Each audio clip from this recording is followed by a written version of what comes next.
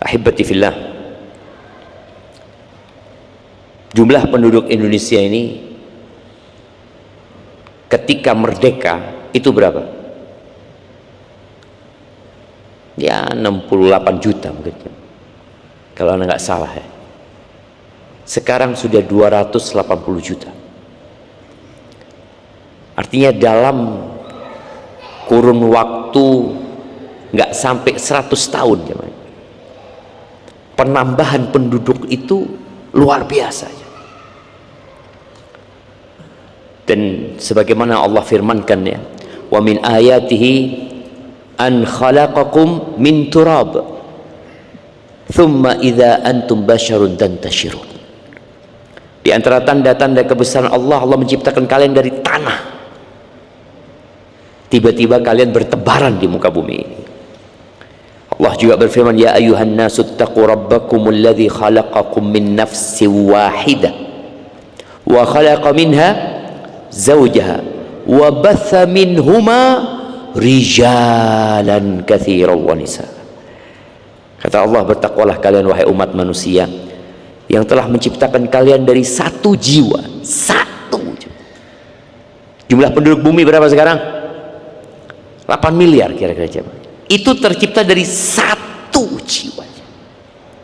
Wa khalaqa minha zawjaha, dan dari satu jiwa ini Allah ciptakan pasangannya jadi dua, Adam dan Hawa. Kemudian dari dua ini Allah tebarkan laki-laki dan wanita yang banyak, wallahi banyak. 8 miliar manusia itu kalau dikumpulkan di Jember ini, antum bisa bayangin ya, berapa penduduk Jember antum? Penduduk Jember itu 2,4 deh beberapa tahun yang lalu ya. Sekarang kayaknya nambah. Bicara rumah tangga, karena ini mukaddimah, kita akan masuk ke fiqhul usrah lagi. Namun kita ingin memberikan beberapa tips menjalani kehidupan rumah tangga, karena di bulan Syawal ini banyak yang melakukan pernikahan dan banyak yang melakukan perceraian. Jadi angka pernikahan di Indonesia itu turun dari 2013 ke 2023 itu mengalami ya fluktuatif ya, naik turun, tapi kemudian turun sekali coba. Dan di tahun 2024, jadi kalau mau data itu nggak usah capek-capek sekarang, tinggal tulis, AI akan menjawab antum. Tahun 2024 itu angka pernikahan dicatat di Kemenak tadi 1.478.4024 orang. Banyak apa nggak banyak? Sepertiganya cerai. Sepertiganya cerai. Yang bercerai itu 446.359. Bayangin ya, sepertiga itu banyak. Kata Nabi SAW, ats-tsuluts wa-tsulusu katsir. Nggak tahu perceraian di Jember berapa banyak, tapi rata-rata seperti itu. Di kota Solo yang parah, kemarin Anda sempat ngelihat di Surakarta itu tingkat atau angka pernikahannya sekitar 3.000 sekian, perceraiannya 2.000. Bayangin jemaah. Dan rata-rata yang bercerai anak-anak muda. Jadi bukan yang nikah-nikah tua, yang nikah-nikah lama, bukan. Yang muda-muda. Kenapa kita angkat materi ini? Agar kita bisa memahami bahwa pernikahan itu bukan bersenang-senang. Nggak ada ceritanya bersenang-senang di muka bumi ini. Yang ada berjuang dan berkorban untuk bersenang-senang. Apa gunanya antum bersenang-senang, ketawa-ketawa, kalau akhirnya antum harus menangis dan tersiksa nantinya? Kita capek nggak apa-apa, tapi akhirnya istirahat. Kenapa orang suka menjadi ASN? Karena dia berpikir nanti kan dapat pensiunan gitu loh. Nggak apa-apa, capek sekarang, gajinya nggak banyak loh.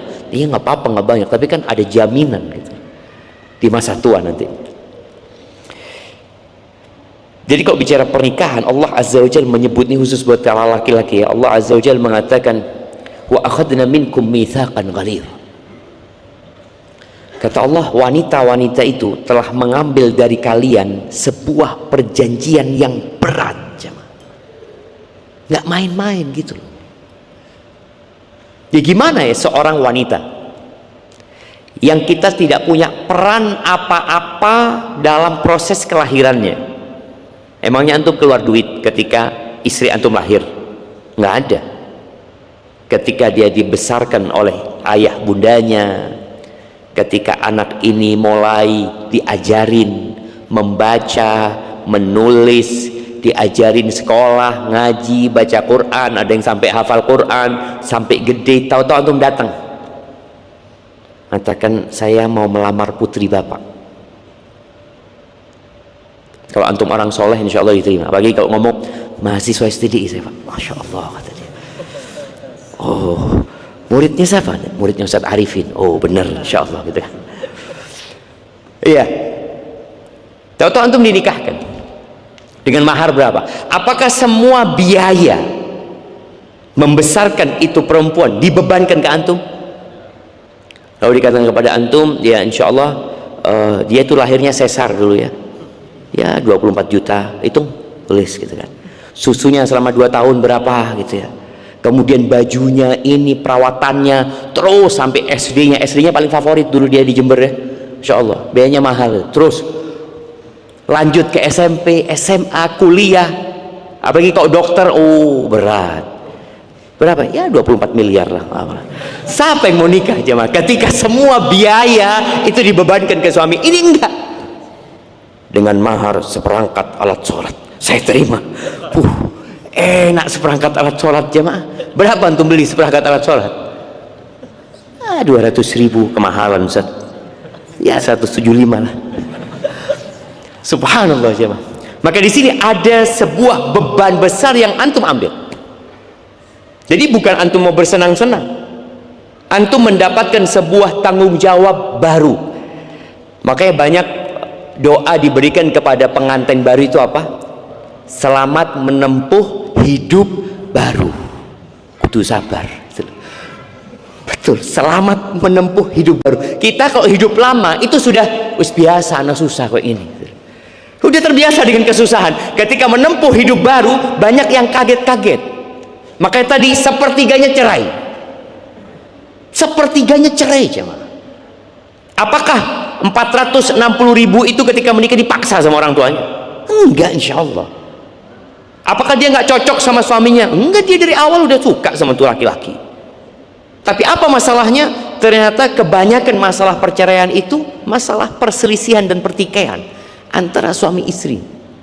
Belum lagi ada campur tangan mertua, belum lagi ada campur tangan ipar. Terakhir itu mengatakan, ya Allah Pak, capek saya Pak, bawa sudah putrinya Pak.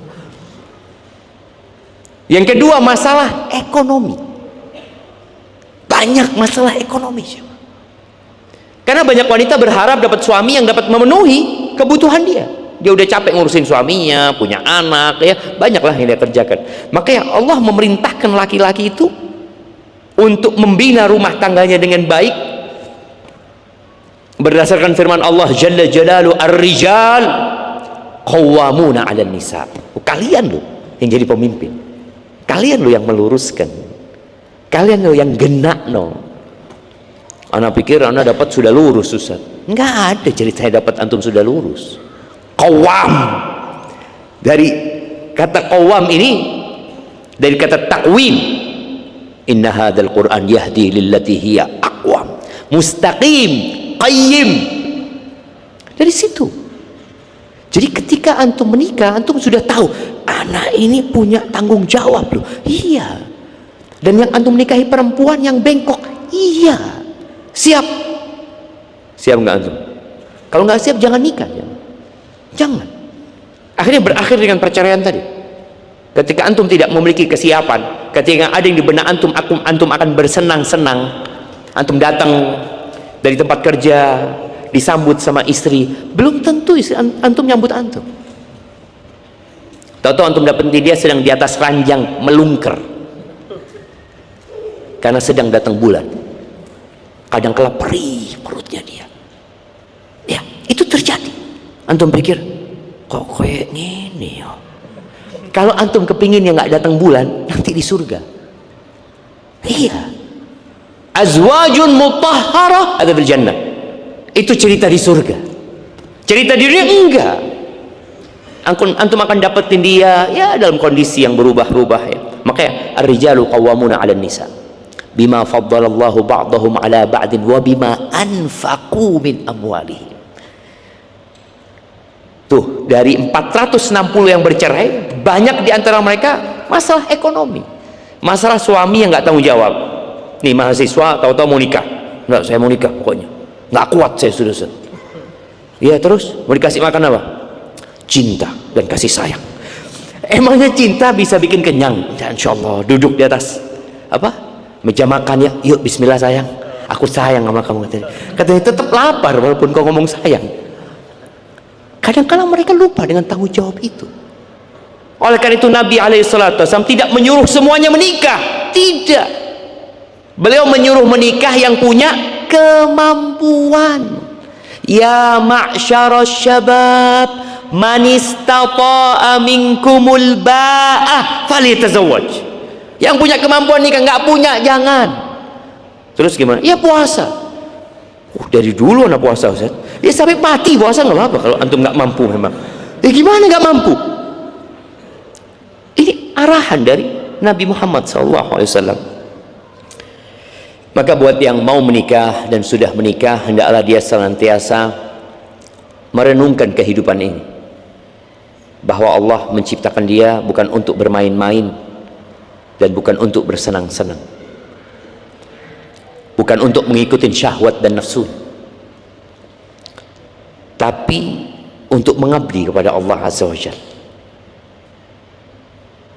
Allah Azza wa Jalla di surat Al-Qiyamah, di akhir surat Al-Qiyamah, Allah mengatakan, ayahsabul insanu ayyutraka sudah. Apakah manusia mengira kalau dia akan dibiarkan begitu saja tanpa diperintah, tanpa dilarang, dia hidup mengikuti hawa nafsunya? Lalu Allah ingatkan, alam yakun nutfatan mim mani yumna. Apa dia lupa dia tercipta dari apa gitu loh? Dia tercipta dari air mani. Antum nih yang gede-gede kayak gini sekarang, yang ada rambutnya, yang ada mata, hidung, mulut, bisa berjalan, bisa berlari, antum dari air mani. Antum kalau melihat sekarang ya, bisa dilihat sperma itu seperti apa? Seperti apa jemaah ya? Kecebong kan? Antum dari kecebong, antum lihat kecebong, ana dari ini dulu ya. Betul, itu membuat antum jadi sadar. Terus anda jadi seperti ini buat apa gitu loh? Allah berikan semua fasilitas kepada anda ya, untuk mengabdi kepada Allah Azza wa Jalla. Makanya habis surat Al-Qiyamah itu surat Al-Insan. Surat Al-Insan ini ada korelasinya, ditutup dengan tentang manusia yang kadang-kadang lupa dengan dirinya. Kemudian di awal surat Al-Insan Allah mengatakan, hal ata 'alal insani hinum minad dahr lam yakun syai'an madhkura. Bukankah telah dilewatin sama manusia ini fase di mana dia nggak bisa disebut? Nggak ada. Syafiq nggak ada, Syafiq dulu. Bapak ana Riza nggak ada dulu Riza. Mbah ana Hasan nggak ada dulu yang namanya Hasan. Tahu-tahu ada. Tapi ada fase ketidakadaan kita. Terus Allah katakan, inna khalaqnal insana min nutfatin amsyaj. Kata Allah, sesungguhnya kami menciptakan manusia dari air mani yang bercampur. Artinya sperma itu nggak bisa jadi orang. Emangnya bisa? Sperma antum taruh gelas, tahu-tahu besok dilihat tuh jadi orang. Nggak ada jemaah. Dia dengan bercampur dengan sel telur manusia. Dan ternyata jutaan jemaah yang keluar dari manusia itu. Agar jadi satu orang ini, dia mengeluarkan jutaan sperma, puluhan juta ya, mungkin belasan juta yang dia keluarkan. Jadinya cuma satu ya mah, atau dua paling banyak. Subhanallah. Untuk apa diciptakan? Allah katakan nabtali. Kami ciptakan dia untuk dikasih bala, dikasih cobaan. Faja'alnahu sami'an basira. Maka kami jadikan manusia itu bisa mendengar dan bisa melihat, supaya bisa diperintah, bisa dikasih arahan, bisa membaca aturan, bisa mendengar apa yang harus dia kerjakan. Maka pendengaran kita, penglihatan kita ini akan dimintain pertanggungjawaban nantinya. Inna sam'a wal basara wal fuada kullu ulaika kana anhu mas'ula. Semua akan ditanya, pendengaranmu, penglihatanmu, hatimu.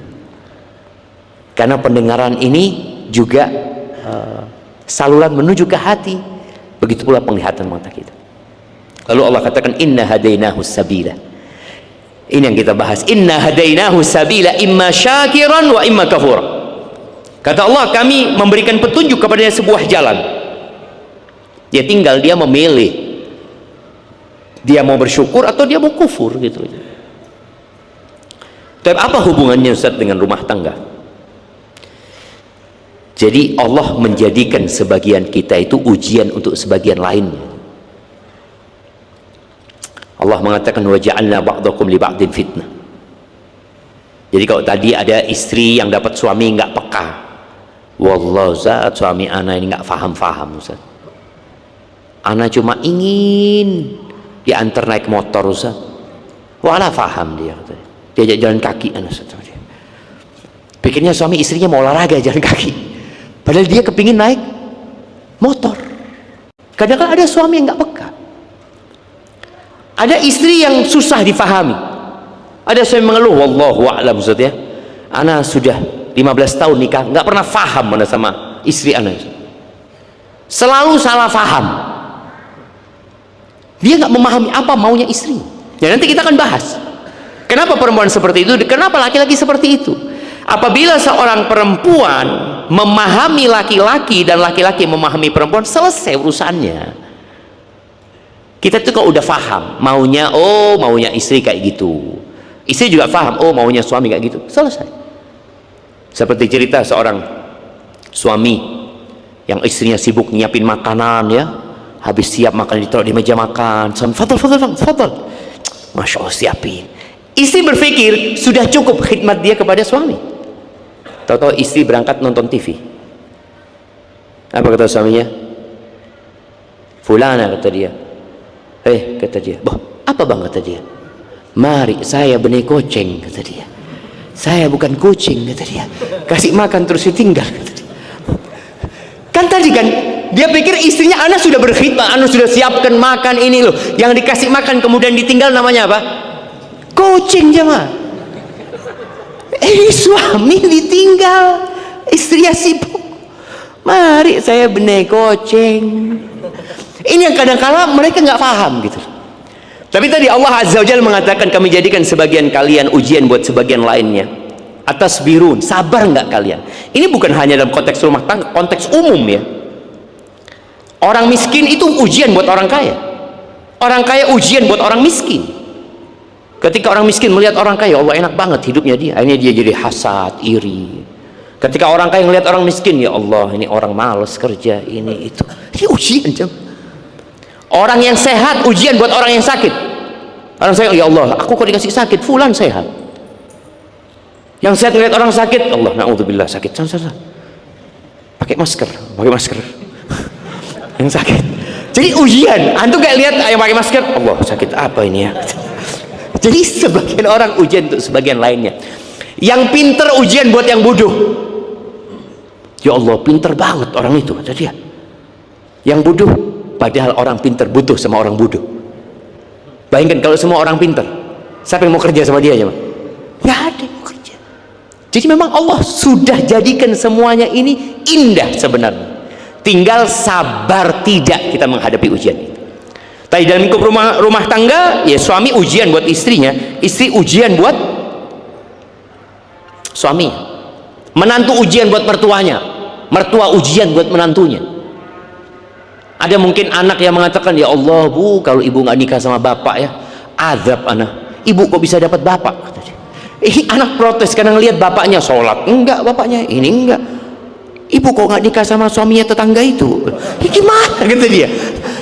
Ya inilah ujian yang diberikan kepada manusia. Sabar nggak kita menghadapinya?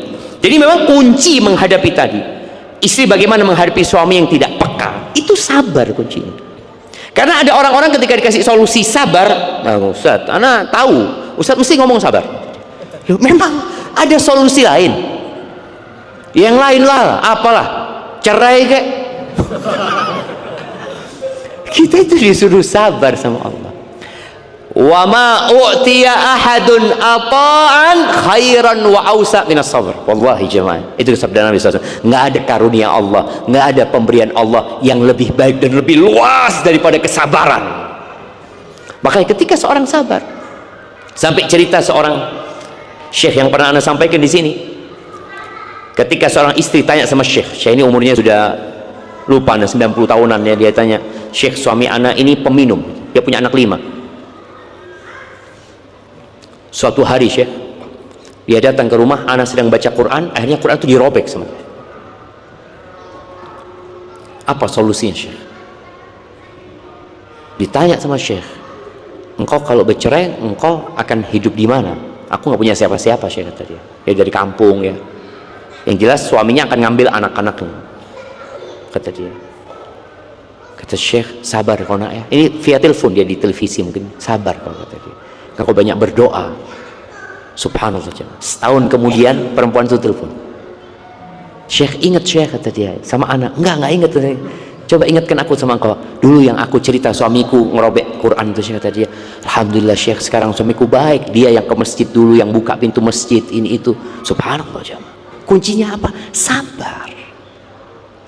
Tapi kadang kalau wanita enggak, dia berontak. Oke, kalau nggak punya anak, kan seorang tuh harus berpikir ya, berpikir logis, walaupun memang kadang-kala wanita nggak logis, dia lebih mengutamakan perasaan. Maka di sini butuh orang yang memberikan arahan. Dia tidak mengambil keputusan itu sendiri. Kenapa wanita nggak bisa menikahkan dirinya sendiri? Dan dia juga nggak bisa menceraikan dirinya sendiri. Nggak bisa. Dia menceraikan suaminya nggak bisa. Dia perlu menggugat. Dia perlu khulu. Ketika nikah dia perlu wali. Karena boleh jadi perempuan ini menikah dengan yang nggak kufu sama dia. Boleh jadi dia punya kenalan di Facebook ini itu, kemudian dikasih kata-kata sayang, cinta, ya sudah, ya Allah, laki-laki ini sayang banget sama aku. Belum tentu. Banyak buaya darat, nah, dan banyak serigala berbulu domba. Tadi perempuan nggak bisa, dia ngambil keputusan sendiri. Ini bukan bentuk diskriminasi kepada perempuan, sama sekali ini bentuk penghormatan kepada wanita, penjagaan terhadap hak-hak dia. Anda baca berita tentang apa yang urusan sirkus, apa yang perempuan-perempuan dilecehkan, auzubillah ya anak. Tadi perempuan nggak boleh, memang dia perlu wali. Ketika dia nikah butuh suami, dia jangan mudah-mudah untuk berpisah sama suaminya. Kuncinya memang sabar. Suami juga gitu, dapat istri yang susah difahami, kayaknya anak mau ganti istri, Ustaz. Antum ganti, dapat sama kayak gitu. Kok sama aja, Ustaz? Memang seperti itu perempuan. Diangkatnya antum sebagai pemimpin agar antum bisa sabar menghadapi mereka. Maka pemimpinnya bukan perempuan, kalian pemimpin. Kemudian Rasul Shallallahu Alaihi Wasallam memerintahkan untuk melihat kepada kelebihan, melihat kepada kelebihan pasangan kita. Tadi dengan semua kekurangan di istri kita, dan juga para wanita dengan semua kekurangan yang ada di suaminya. Ketahuilah ketika engkau menikah dengan pelaku dosa. Camkan, ketika seorang laki-laki mengatakan gabil tuh, ingat yang kau nikahi pelaku dosa. Dan seorang mertua ketika mengatakan zawajtuka wa ankahtuka, ingat yang kau nikahkan pelaku dosa. Kullu bani Adam khata'. Bayangin, sampai setingkat Abu Bakar As-Siddiq radhiyallahu anhu, ketika dia minta doa, apa doa yang kasih Nabi SAW kepada dia? Allahumma inni zalamtu nafsi zulman katsira. Karena itu sudah kodratnya manusia gitu loh. Ketika kita sudah paham pasangan kita kurang, kita juga kurang, ya gimana saling melengkapi dengan melihat kepada kelebihan, bukan kepada kekurangan. Allah Azza wa Jalla berfirman, wa ashiruhunna bil ma'ruf. Pergaulilah wanita-wanita itu dengan cara yang patut, dengan cara yang ma'ruf.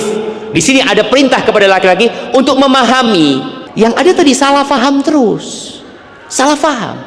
Anak sering salah faham sama istri. Kadang-kala dia curhat ini itu, anak kasih solusi. Ternyata salah ngasih solusi. Maunya apa? Dengerin. Ya sudah. Jadi kadang-kala kita dengerin aja. Dengerin, iya. Insya Allah ya. Antum jangan qala Allah Ta'ala, ini solusi. Bismillah.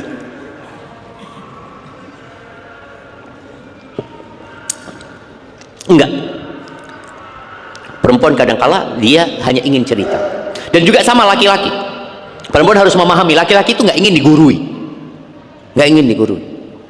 Kadang-kala dia juga cerita ada masalah di tempat kerjanya, mungkin dia akhirnya butuh fulus ini dan itu, kemudian istri tahu-tahu mengeluarkan fulus. Boleh jadi bukan solusi buat dia, boleh jadi penghinaan buat suami. Enggak, jangan, aku nggak butuh itu. Maka perlu memang memahami tabiat masing-masing. Tadi wa ashiruhunna bil ma'ruf, dengan cara yang ma'ruf, yang sesuai dengan urf juga. Gimana perempuan itu digaulin. Fa in karihtumuhunna, kalau ternyata dalam pernikahan itu engkau nggak suka sama pasanganmu, apa yang perlu dilakukan? Ceraikan dia? Enggak, tunggu dulu. Allah Azza wa Jalla mengatakan fa'asa an takrahu syai'an wa yaj'alallahu fihi khairan katsira.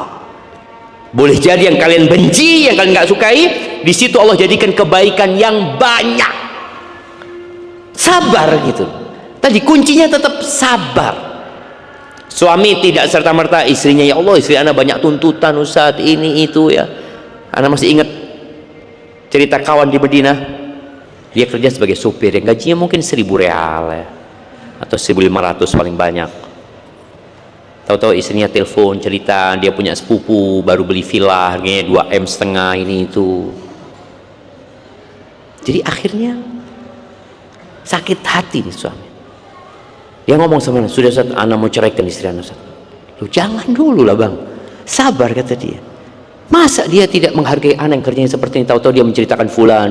Jangan, memang ada hal-hal yang tidak perlu diceritakan kepada suami. Ini buat para wanita ya.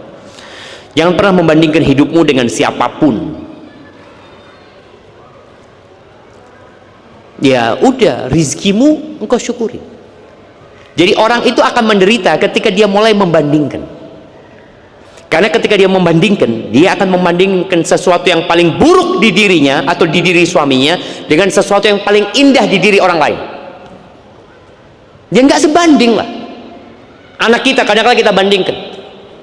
Mulai kita katakan, ya Allah nak, syuf nak, fulan sudah hafalan 30 juz nak. Engkau.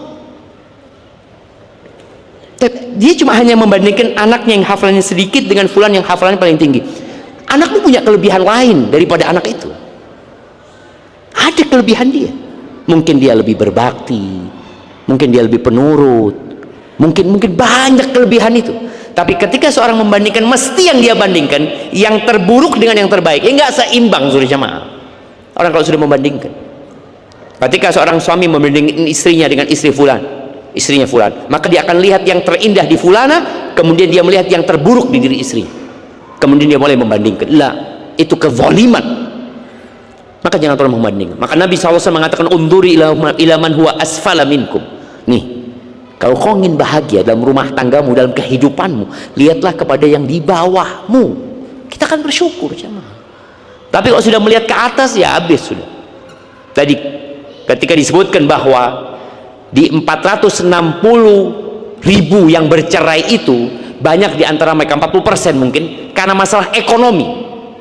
Disebabkan dia melihat kepada yang di atas. Tetangganya udah punya rumah, dia nikah bertahun-tahun nggak punya apa-apa. Tetangganya udah ganti mobil, dia tetap dengan motornya yang dahulu. Ketika dia mulai membandingkan itu, ya dia capek sama suaminya. Apalagi kalau ya Allah paham itu istrinya tetangga nggak kerja nggak apa, masya Allah, aku masih harus bantuin engkau ini itu. Jangan. Taib, buat istri yang punya suami nggak peka, maka yang harus dia lakukan tadi sabar. Kemudian ngomong sama suaminya. Jadi ada laki-laki itu yang maunya to the point. Dia nggak suka cerita panjang-panjang, kemudian kau simpulkan sendiri mas. Dia cerita 15 menit, udah Mas, kau dengar? Iya iya. Nah, tahu kan apa yang aku inginkan? Insya Allah ya. Tidur terus. Besok dia gak paham, kok kepingin apa gitu. Ngomong gitu sama suaminya. Ada suami nggak peka. Ngomong dengan cara yang indah. Mas, aku tuh kepingin ini itu. Karena ada memang suami yang nggak peka. Jadi jangan maksa suaminya harus peka. Kita itu kadang-kadang nggak bisa merubah orang lain, tapi kita bisa merubah diri kita. Tadi, engkau mau merubah, insya Allah dengan berjalan waktu mudah-mudahan dia berubah. Dengan komunikasi yang baik, ngomong yang baik sama dia, semoga dia berubah. Tapi ketika dia tidak berubah, engkau nggak perlu lagi kasih kata-kata sindiran ini itu, karena dia tidak faham. Ada suami yang masya Allah bau badannya itu pas masuk rumah mesti istrinya cium. Datang suamiku ini. Aja loh jemaah. Tahu-tahu istri naruh deodoran ya. Di mana? Di mejanya gitu. Maksudnya istri supaya suaminya pakai gitu kan. Tapi suami nggak dipakai-pakai gitu kan. Nah, suami nggak dipakai-pakai gitu. Ya perlu ngomong sama suaminya. Kasih jamu kek yang membuat bau badannya dia hilang, ini dan itu. Jadi ada sesuatu yang perlu dibicarakan sama suami. Baik. Kemudian pahami suamimu. Kadang-kala perempuan ini bercerita tentang suaminya masing-masing, seperti cerita tentang hadis Ummu Zara ya, yang menceritakan tentang 11 wanita yang cerita suamiku kayak gini, suamiku kayak gini. Kan semua itu tahu dengan suaminya. Suamiku itu kalau masuk, aduh, udah kayak singa sudah dia. Iya, ada suaminya yang aduh suamiku ini bakhil banget. Itu suamimu, itu suamimu. Engkau syukuri itu suami yang bakhil. Ustaz, masa disyukuri Ustaz? Iya, suami yang bakhil itu di luar banyak yang nungguin juga gitu loh. Kalau engkau lepas banyak yang mau dapat suami kayak gitu. Artinya yang ada ini disyukuri. Maka adalah setiap wanita itu memahami suaminya masing-masing tanpa membandingkan dengan suami orang. Kalau suami orang tuh enak, oh iya bu, itu suaminya orang, suamimu enggak. Jadi ada yang ya cara suami menyampaikan sayangnya itu dengan perbuatan. Kadang-kadang istri ngomong, Ustaz, anaknya nggak pernah suami anak ngomong aku sayang sama kamu. Ya udah, tapi suami tanggung jawab. Tanggung jawab, alhamdulillah Ustaz, sama anak-anak baik ini, ya alhamdulillah sudah. Ya itu mungkin cara suamimu mengekspresikan cintanya dengan tanggung jawab dia. Tapi kan anak butuh Ustaz, dia ngomong sayang. Wallah Ustaz, dia WA nggak pernah pakai apa emoji yang cinta-cinta, nggak ada Ustaz, nggak ada sama sekali. Cuma iya enggak, iya enggak, iya. Ya udah itu suamimu, iya enggak, iya enggak. Seperti itu. Nggak ada love wala bunga, maafi Ustaz, maafi. Ya sudah, engkau yang kirimin dulu. Jadi istri yang ngirimin dulu kata-kata itu. Kadang-kadang istri, bang kirimlah bang kata-kata cinta buat aku bang. Terus suaminya, ya Allah, na'udzubillah, perempuan ini nggak paham-paham tentang aku gitu loh. Seperti itu. Kadang-kadang kirimkan, sampai ada beberapa yang kita lihat ya. Sekarang kan banyak orang bikin konten ya. Ada istri yang ingin dapat bunga dari suaminya, dia yang beli bunga. Itu perempuan yang pinter. Bang, ini bang, bunga bang. Nanti aku masuk, engkau kasih bunga bang. Ya, nggak apa-apa sudah. Diajarin tuh suaminya. Karena engkau punya suami memang nggak peka. Mau gimana? Tadi jangan bandingkan dengan suaminya orang. Udah suamimu kayak gitu, udah engkau beli bunga. Kasih tahu bang, engkau kalau masuk rumah, kau bawa satu bang, kasihkan ke aku nanti bang ya. Aku taruh kamera di sini bang, kau nanti lihat bang. Mau bikin konten dia cuma, nggak usah. Udah itu suamimu kayak gitu. Kata-kata cinta. Jadi mulai dulu. Karena kadang-kala kita itu kalau menanti, kita nggak dapat. Tapi kalau kita memulai memberi, kita akan dapat ya. Maka mulai dulu, perempuan-perempuan mulailah. Nggak usah lagi engkau ngeluh kayak gitu, udah dijalanin. Kemudian ya butuh waktu dan proses. Nah ini ada satu hal di diri perempuan yang memang bermasalah. Wanita itu, perempuan itu suka lupa dengan kebaikan suaminya, suka lupa dengan hal-hal indah yang pernah dilakukan suaminya. Dia lupa, seakan-akan suaminya nggak pernah nyenengkan dia. Dan itu pula yang membuat suami jadi males. Jadi tolong para wanita ini belajar mengucapkan syukron kepada suaminya. Belajar. Jazakallahu khair. Latihan di cermin. Nanti suamiku datang, jazakallah khair. Jadi karena dia susah ngomong jazakallah. Karena itu kan kewajiban dia, Ustaz. Jadi gak ngomong syukron karena kewajibannya. Nabi SAW ketika mengatakan kebanyakan wanita di neraka gara-gara apa? Yuksirna la'an wa yakfurnal ashir. Kadang-kadang gak enak ngomongnya perempuan itu. Kemudian kufur sama suaminya. Maka tolong ketika engkau ingin dihargai sama suami, engkau hargai suamimu. Tadi suami yang gak peka, bagaimana engkau menghargai dia? Sekecil apapun berikan apresiasi. Bang, makasih banyak bang ya, engkau tadi malam udah dengerin ceritaku namanya. Kan ada yang si istri ini ya tadi benar-benar tidak melihat kebaikan suaminya. Aku nggak pernah diajak ini, aku nggak pernah ini, aku nggak pernah. Yang pernah lupa dia semua.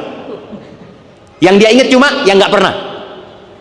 Aku nggak pernah diajak makan bareng sama dia. Loh, kata suami, engkau masa lupa makannya? Oh iya dulu itu. Jadi habis ya mah. Tadi perempuan juga harus tadi berusaha untuk belajar dia menjadi seorang yang pandai berterima kasih. Sekecil apa. Sampai pernah ada temen yang nggak pernah ngasih hadiah lagi sama suaminya, ya, sama istrinya, Van. Suami yang nggak pernah ngasih lagi hadiah sama istrinya. Ada lagi yang istri, masya Allah, jemaah. Ini ada cerita orang tua punya 2 menantu perempuan. Si mertua ini suka dengan menantu anaknya yang pertama umpamanya, sama menantu yang kedua biasa-biasa aja lah. Ternyata menantu anak yang pertama ini kalau dikasih-kasih sama mertuanya, ya Allah, terima kasihnya itu panjang, panjang terima kasih. Dikasih daster umpamanya, mungkin daster itu buat dia warnanya kurang pas ya, coraknya nggak menarik, modelnya juga kuno itu, tapi ini menantu mengatakan, ya Allah Uma, makasih Uma, bagus banget nih, lihat coraknya bagusin. Jadi terima kasihnya itu panjang jemaah.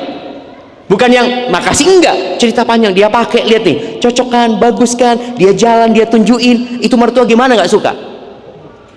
Tapi kalau sama-sama menantunya yang satunya kasih apa, dasar kurang bagus kayaknya ini mah. Beli di mana? Kayaknya ditipu Uma ini gitu. Ya Allah, nggak pada terima kasih. Nah, ada suami waktu di Medina, ana ngomong, bang, ayolah bang, belanja hadiah buat istri. Enggak Ustaz, ana udah janji nggak mau beliin apa-apa buat istri. Kenapa? Setiap ana beli sesuatu mesti dia celah. Yang kurang ini, yang kurang ini, yang ini, yang itu. Ahsan ana nggak beli Ustaz, daripada sakit hati. Jadi si perempuan ini kepingin suami yang peka, tapi ketika suaminya mulai peka sama dia, nggak dihargai. Hanya kepekaan itu hilang lagi. Maka tadi ucapkan syukur, makasih. Dia ketika datang dari kerjanya ya, mungkin dia nggak bawa apa-apa, cuma dia nggak telat. Dia biasanya telat datangnya ini tuh, dia, ya Allah bang, engkau capek banget bang ya, disiapin minuman ini itu. Ini bentuk penghargaan kepada suami gitu. Tapi ya gimana lagi, yang terakhir harus berdoa. Banyak-banyak berdoa.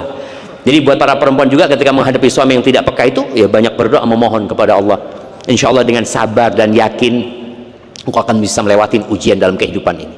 Jadi jangan terburu-buru untuk bercerai ya. Kadangkala itu bukan membuatmu jadi lebih nyaman hidupnya, lebih menderita kadangkala. Tapi bagaimana suami menghadapi istri yang tidak jelas maunya?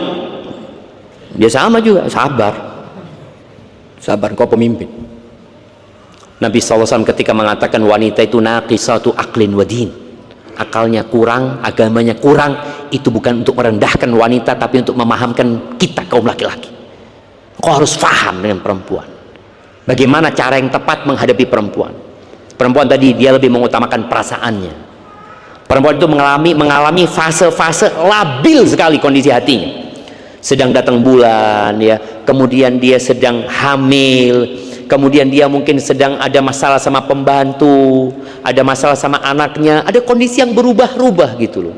Sampai ada mengatakan perempuan itu seperti ngomong sama orang yang bahasanya ganti-ganti.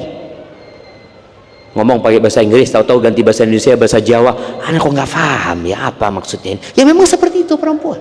Antum yang berusaha untuk ia bertanya mungkin kepada istri antum, afwan banget ya, aku ingin memahami engkau, apa sih yang engkau inginkan sebenarnya? Kau ngomong sama dia. Tapi yang jelas perempuan itu suka dipuji, perempuan, maka antum berikan pujian.